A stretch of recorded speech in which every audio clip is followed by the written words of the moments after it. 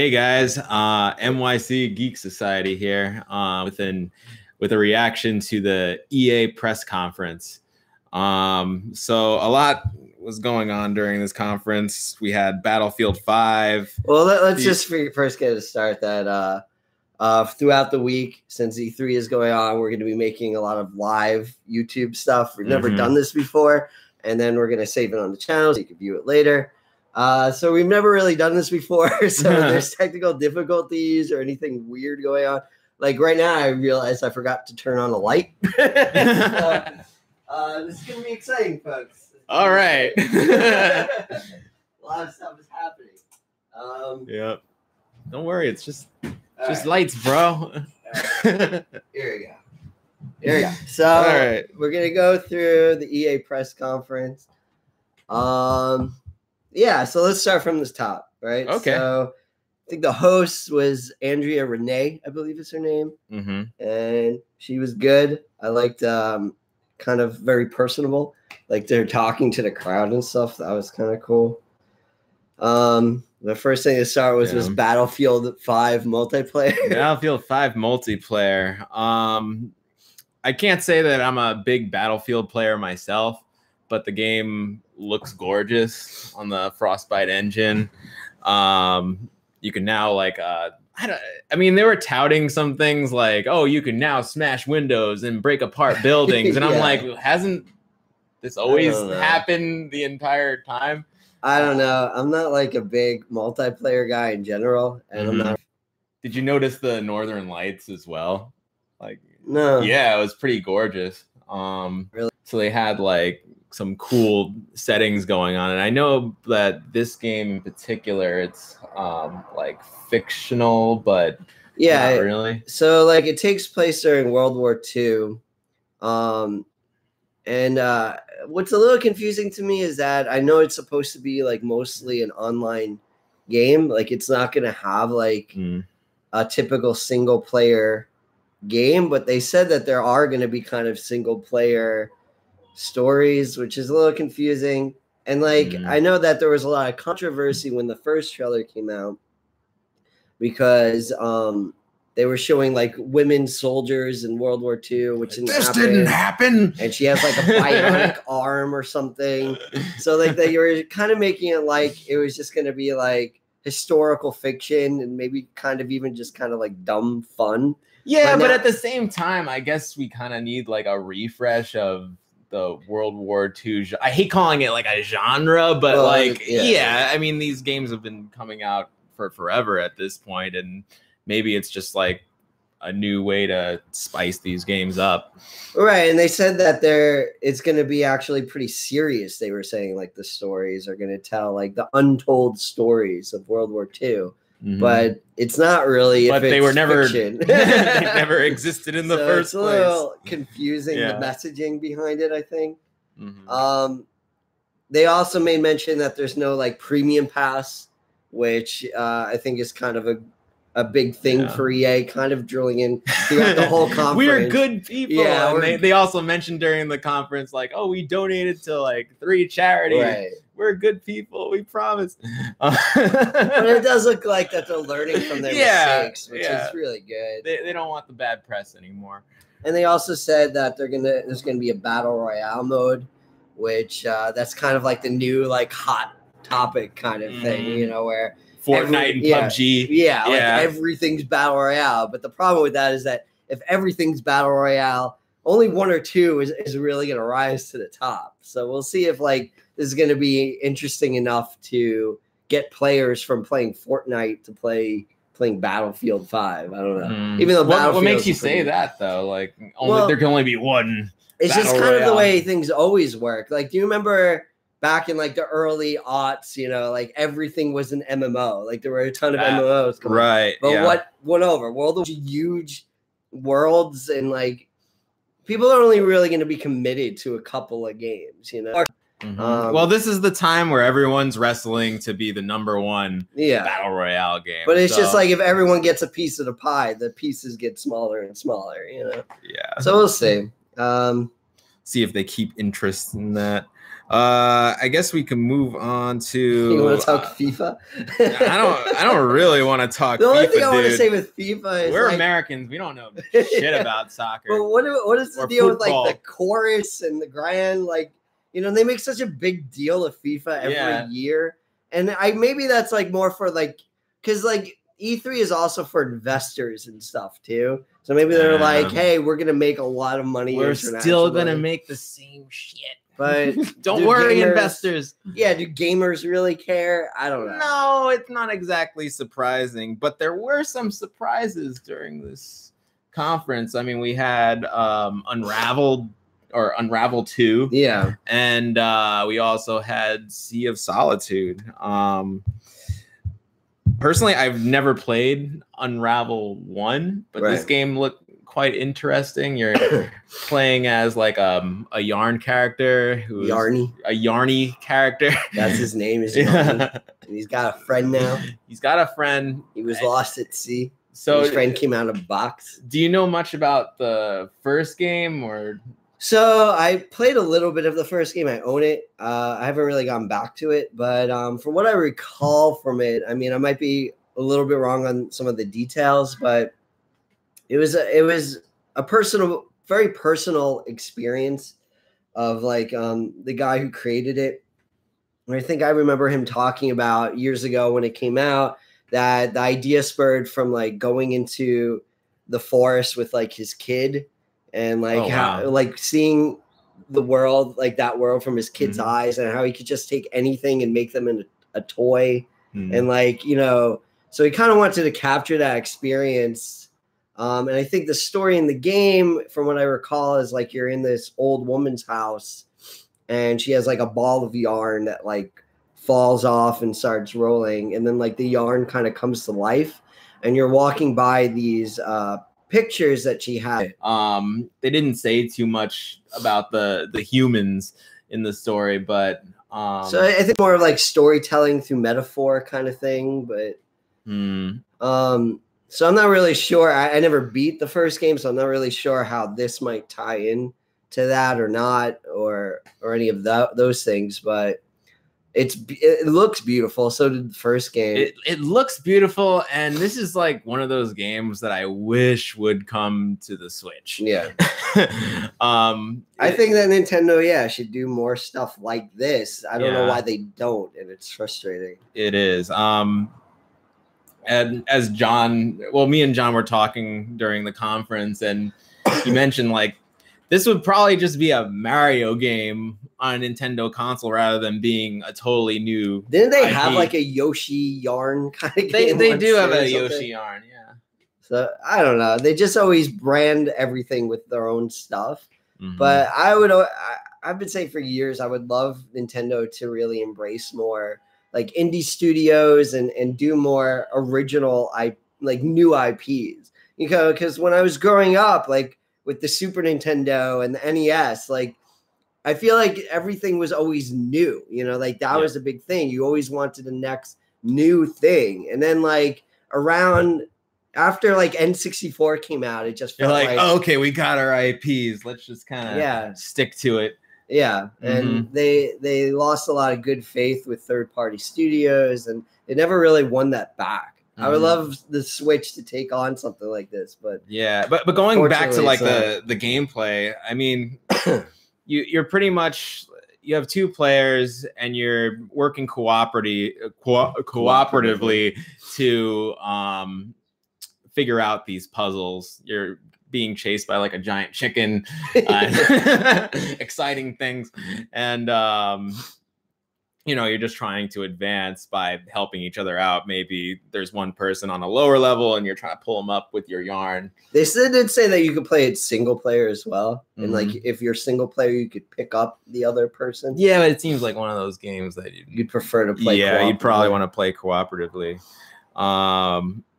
Now, I know the first game, the problem that a lot of people have with it, and from what little I played too, is that the controls weren't that great. So hopefully they've improved on that, which would probably make it a bigger hit. Yeah, and I'm excited to play it. It's available right now, actually. That's super one cool. of those you could play it right now. Like, what? Someone even screamed out from, oh my god. So that's always fun. Oh man, are we gonna get to see a Solitude? I just want to brush through the stuff that we don't care as much about. All right, cool. Let's do it. So, like, there's a new Israeli team at E3 that's working on a new cloud streaming platform. So, Origin Access Premiere. Kind of like a new OnLive. Yeah, you could play like a free trial, I think, of that this weekend. You can play Madden. You could play your FIFA. You could play Battlefield 5 when it comes out. It's going to have everything, and you could probably play it on your mobile phone or something, even though play it on the can. You can do whatever you want. Real quick, Madden's going to be for the PC for the first time in a decade, apparently. I think that's just because of their online service, though. I don't think it's actually going to be on PC. They didn't announce a price for the streaming service, which is Respawn. The guy from Respawn was there saying the title of the new Star Wars game is Jedi Fallen Order. It's going to take place between episodes 3 and 4. I don't know what I wrote there. Gotta get better handwriting. DICE Star Wars Battlefront 2. The guy came out and said, "We messed up. We're gonna do better." So that was a good idea. And they're gonna do Clone Wars stuff. Like honest, loving, caring people at this conference. I mean, we'll get to like Sea of Solitude, but that guy seemed super. Now genuine. Let's talk about Sea of Solitude. The Jo-Mei Games, and her name was Cornelia Geppert. Man, that really touched our hearts there. Oh my gosh. You want to start talking about? Sure. So the whole premise of the game is that when humans become lonely, they turn into monsters. And in this game, they're talking about like literal monsters. So we have like a female protagonist, and it's kind of like based on a true story by the lead developer. And she said that she came up with the idea when she was feeling her she said she started this game when she was feeling like the loneliest in her life, and I'm sure like all of us have felt that way at some point. You and I talk about all the time. And like I don't know, when you watch the trailer, like I'm sure you're gonna feel it in your heart. Like it's like a gut punch, Yeah, I thought it was interesting too, as she said that it's going to depict how friends see those who struggle with depression and loneliness as well.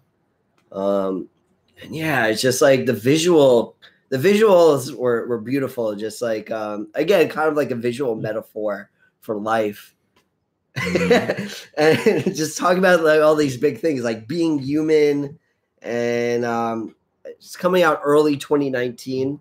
That's all we know, but the premise is to not only embrace those like feelings of happiness and joy, but also embrace your demons. That's what she mentioned at the end of her panel. Yeah, it kind of looked like, as I said, like it looks like it'll be like our probably like new favorite game. Can't wait. Yeah, loneliness and sadness. Woo! In other news, but wait, I just want to talk about a little bit more. Okay. Like again with like EA Originals. That's what this is being taken under. Jo-Mei Games it was taken in by EA under the EA Originals brand, which also did A Way Out last year. And they also did like Unravel, 1. And I'm very much impressed by that. As a lot of, bad press that EA gets, seems like they're turning a new page. Yeah. In the last couple of years, even like with these EA Originals. But I mean, I'm always excited about any story-based games. Those are my favorite show, and I caught it. Like I had to like I don't know. I was like, did he really say that? And he was like, I love gaming way better than I love women. No, he said Marty likes winning, not winning. What? I thought he said no, not women. I don't know. Excellent. It just made me It's laugh. still funny. Yeah, it's still funny either He way. likes gaming better than winning. Not winning. Oh man. But yeah, that was definitely the masculinity charged portion of the conference. It's just funny, like going and talking about like depression and loneliness. And There's like basketball. It's like, yeah, you got a game to win and blah blah. It was like this guy coming out with flower pants, but asking all tough. So that was interesting too. How long you been gaming for? For my whole life. I also like to get like, oh yeah, then there was that weird mobile game that nobody knew what it was, and then afterwards they're like, this is Command and Conquer Rivals. Yeah, like just say the title of the game when you start, or else we're kind of like. Did anybody care? Yeah, like yeah. It was a little confusing. Like who are these people? By the way, it's Command and Conquer. Cool, dude. Then Andrew Wilson, the CEO, was again talking. They want to do better. They want to be better. So again, I appreciate them talking about the charities over the years. And charities. Yeah. So good PR. They said they donated $1 million to like 3 charities for their 3rd year of Play to Give. I hadn't known about this before, but 3 years. I mean that's great. And then we ended the conference with Anthem, right? Yeah. So Casey Hudson.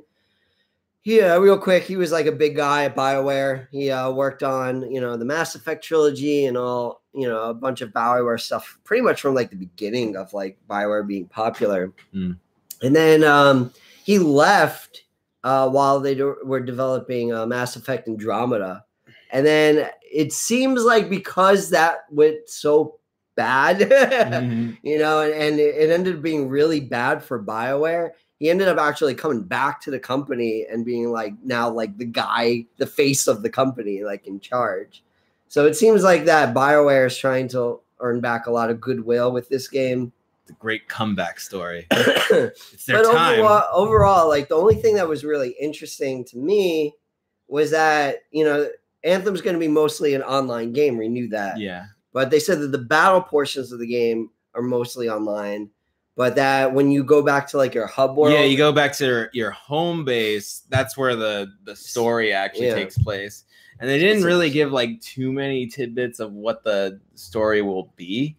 Something about gods leaving tools behind on a planet that's hard to survive in. I don't know. Like you have like the people in the javelin suits who are the good guys, and the Dominion who are the bad guys who are weaponizing the anthem of creation. I wasn't quite sure what that meant.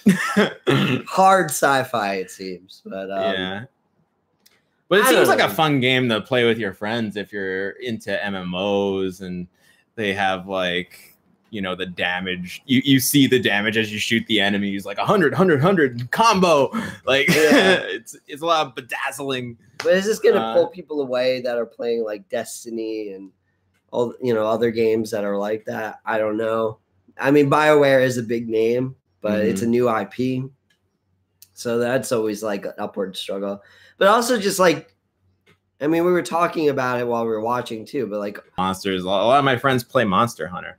I don't know, like it has that appeal. You're exploring this big, fantastic world, and you have like little bits of story, but most of the story I feel comes from your interactions with your friends and just enjoying your time in that world. I just don't know from what we saw if there what is it that makes this game like it should exist. What makes it unique? Yeah, I get what you're saying.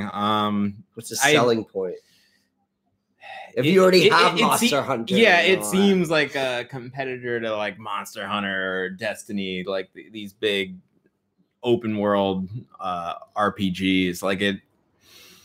Yeah, I see what you're saying. I don't really see what makes it that much different, especially like this compared to Destiny. Yeah. All right. I think we need to wrap up for today. But we'll be back on tomorrow, talk about the Microsoft conference and the Bethesda conference. On Monday, we're going to be a little bit late on some of the conferences because we have work. But we'll be back for the Sony conference. We're just going to miss out on the Square and Ubisoft ones. We'll come back later for those, unfortunately. But then Tuesday, Wednesday, and Thursday, we both took off from work, so we'll be able to cover any new stuff. Because we're true nerds. Dedicated to the cause. So yeah, stay tuned. Like, share, subscribe, and hit that bell. Hit that bell. And NYC Geek Out. Peace.